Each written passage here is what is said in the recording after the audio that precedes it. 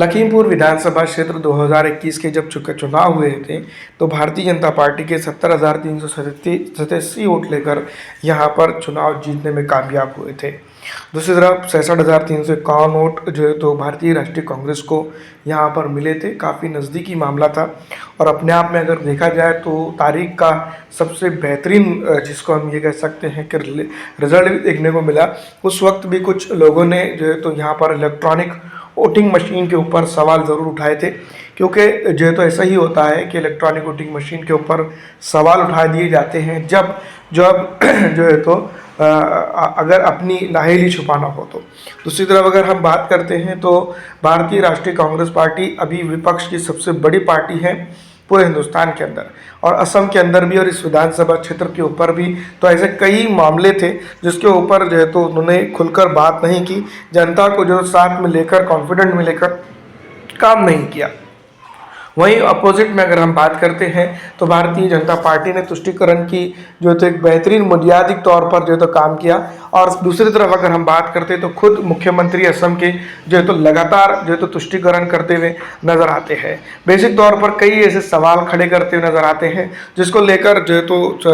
उनके ऊपर भी कई बड़े सवालिया निशान खड़े होते हैं। भारत के संविधान के ऊपर शपथ लेते हुए जो है तो उन्होंने हिंदुस्तान की जो असम की बात की जाए या पूरे हिंदुस्तान की जो है तो पीसफुल रखने की जो है तो बात की है, लेकिन उसी तरफ जो है तो वो मुसलमानों को और अन्य लोगों को जो है तो परेशान करने की बात करते हैं। तो कहीं ना कहीं ये जो है तो एक दोगली मानसिकता को दर्शाता है। और दूसरी तरफ अगर हम बात करते हैं तो लखीमपुर विधानसभा क्षेत्र के अंदर अगर देखा जाए तो विकास के और कई एक मुद्दों के ऊपर बात करनी चाहिए थी, असम के भी कई एक मुद्दों के ऊपर बात करनी चाहिए थी, बल्कि ऐसा नहीं होता है। जबकि अगर हम देखते हैं तो बेसिक तौर पर कई एक चीज़ें निकल कर सामने आती है जिसको लेकर यही बताया जाता है कि हिंदू मुस्लिम तुष्टीकरण की राजनीति करते हुए आगे बढ़ेगा। दूसरी तरफ अगर हम बात करते हैं तो हेमंता बिस्वा शर्मा की भी बात की जाए या फिर यहाँ के विधायक जी की बात करें, डेवलपमेंट के लिए जो तो आप